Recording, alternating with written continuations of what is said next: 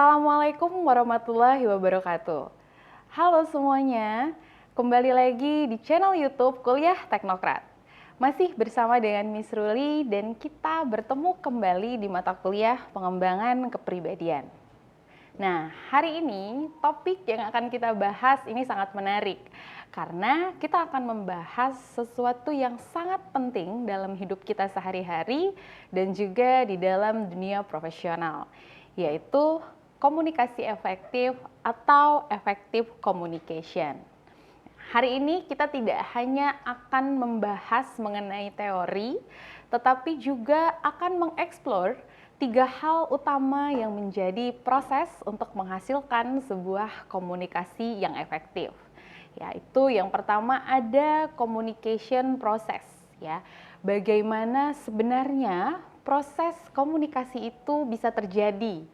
Lalu selanjutnya ada effective speaking and speaking quality engagement.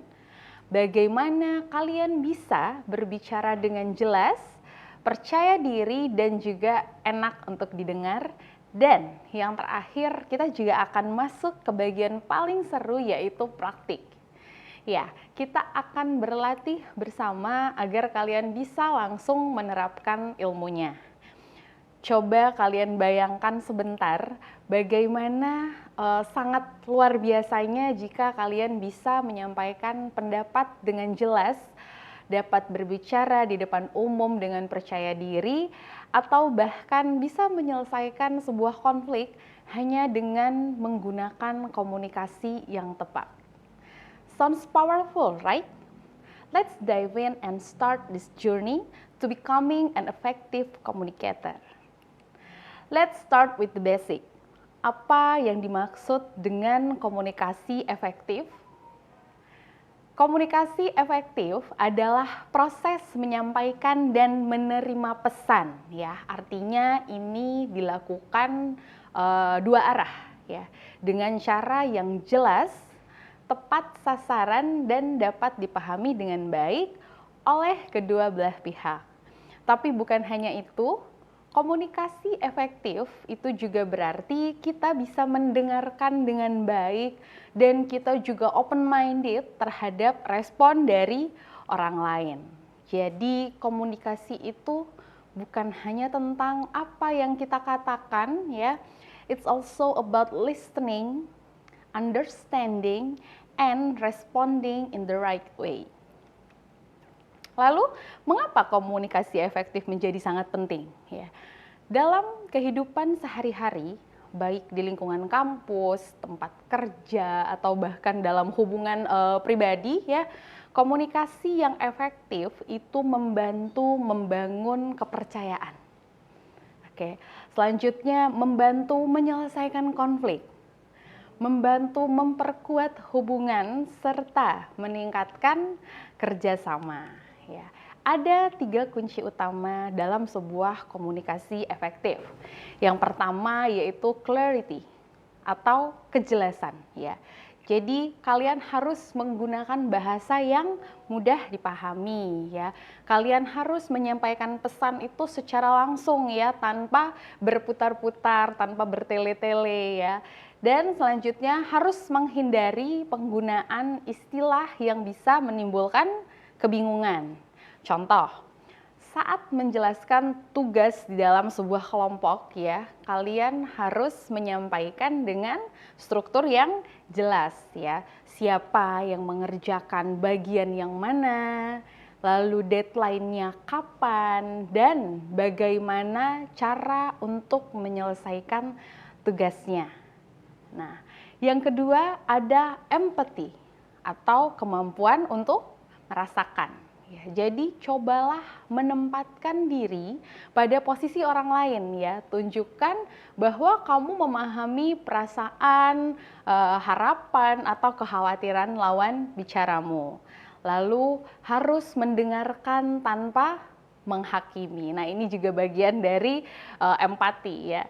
Contohnya adalah saat teman kamu sedang curhat misalnya tentang sebuah masalah, kamu bisa berkata bahwa saya sangat mengerti perasaanmu, ya, atau oke, saya paham itu tidak mudah buat kamu, ya. Jadi tidak ada respon yang menghakimi, gitu, seperti itu ya. Lalu yang ketiga itu ada respect atau menghargai, ya.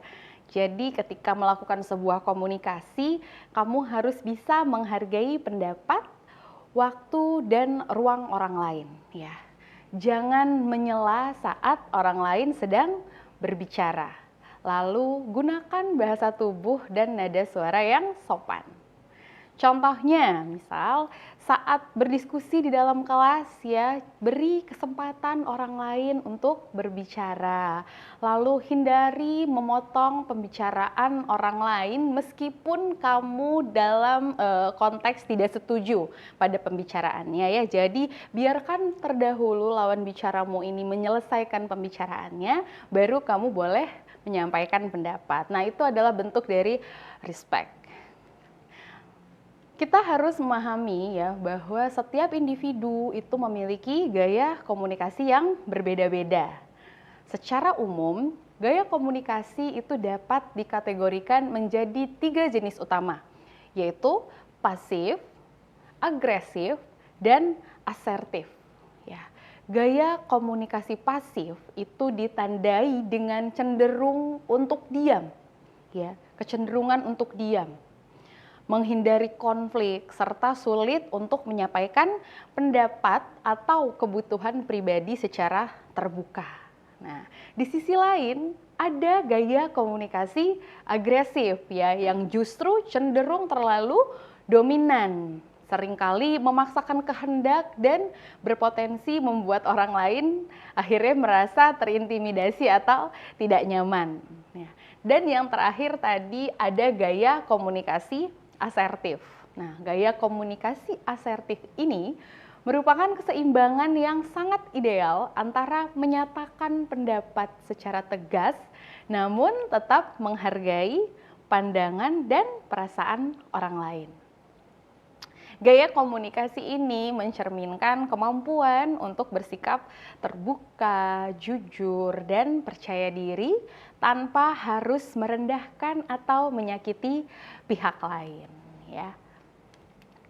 Gaya komunikasi asertif ini sangat dianjurkan karena gaya komunikasi ini menunjukkan kedewasaan emosional dan kemampuan interpersonal yang baik. Ya, individu yang memiliki gaya komunikasi ini mampu menyampaikan pendapat, kebutuhan, maupun keberatan dengan cara yang tenang, sopan, dan jelas. Contoh sederhana dari pernyataan asertif adalah ketika kamu berbicara seperti ini, ya. Saya menghargai pendapatmu, namun izinkan saya menyampaikan sudut pandang saya.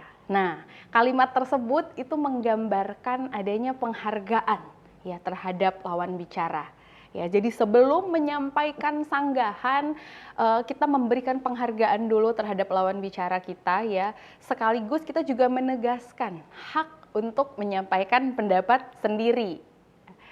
Dalam kehidupan sehari-hari, menerapkan komunikasi asertif itu dapat membantu menciptakan hubungan yang lebih sehat dan konstruktif, baik dalam konteks pribadi maupun profesional.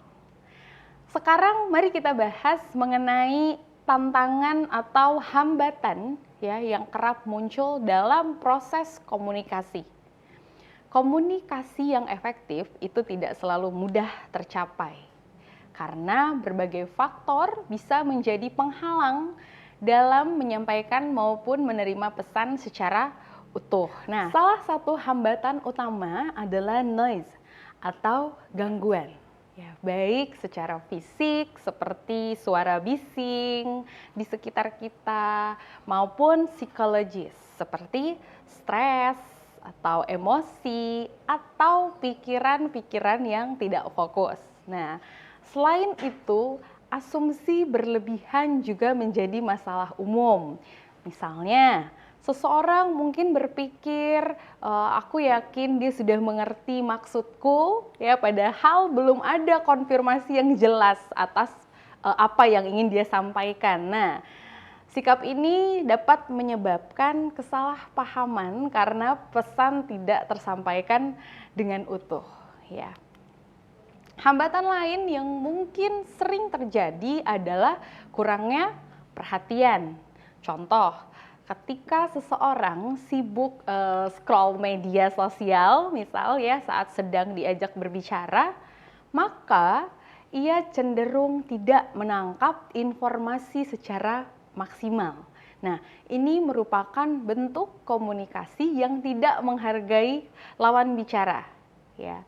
Selain itu, perbedaan budaya, ya, latar belakang, nilai, atau cara pandang juga dapat mempengaruhi sebuah proses komunikasi yang efektif. Nah, terutama dalam lingkungan kampus ya yang multikultural. Nah, untuk mengatasi hambatan-hambatan ini, ada beberapa solusi yang dapat diterapkan, seperti melatih fokus saat berinteraksi, atau mengulang atau menanyakan kembali pesan untuk memastikan pemahamannya sudah sama ya. Lalu menggunakan bahasa tubuh yang sesuai dan mendukung pesan verbal, serta menerapkan active listening, yaitu mendengarkan secara penuh ya dengan perhatian dan empati ya serta respect tadi yang sudah kita bahas di 3 kunci utama untuk terjadinya komunikasi efektif. Alright, let's have a little fun and imagine this common situation in a group discussion setting. Ya, jadi Miss Ruli akan membuat sebuah contoh ya. Jadi silahkan bayangkan ya, jika kalian sedang berdiskusi kelompok, misalnya untuk menyelesaikan sebuah tugas. Nah, di dalam kelompok itu ada satu anggota yang hampir tidak pernah berbicara. Ya, dia selalu terlihat ragu atau hanya mengangguk setuju tanpa ada komentar. Nah, di sisi lain ada anggota yang justru sangat aktif ya, bahkan cenderung mendominasi pembicaraan. Nah, ia selalu menjadi yang pertama berbicara, menyela ketika orang lain mulai menyampaikan pendapat, dan tanpa sadar membuat suasana diskusi malah menjadi tidak kondusif. Nah, disinilah tantangan komunikasi efektif ini muncul. Bagaimana cara kita menyikapinya?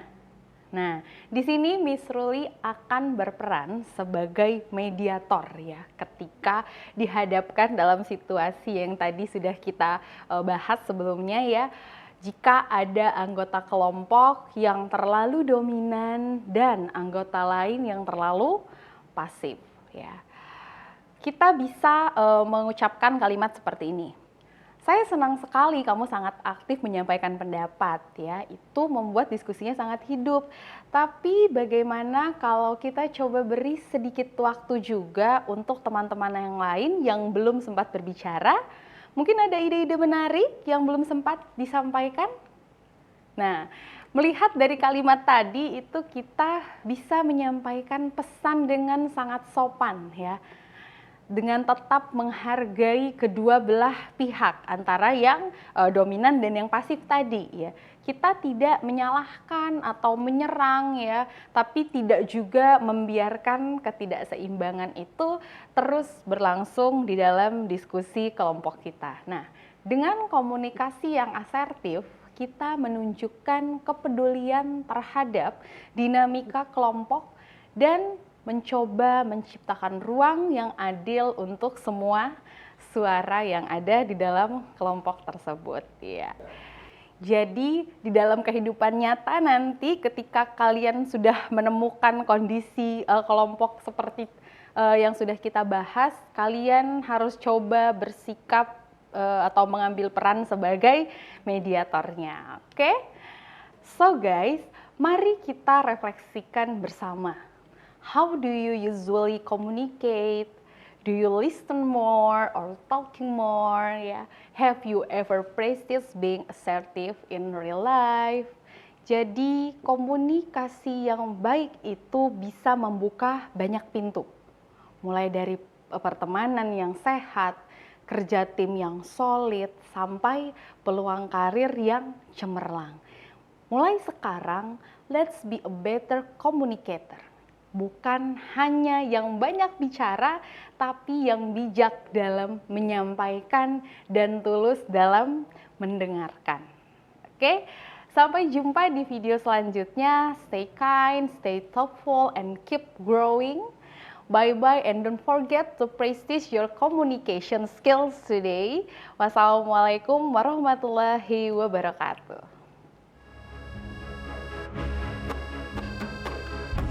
Universitas Teknogran Indonesia, alma mater tercinta, junjungan kita.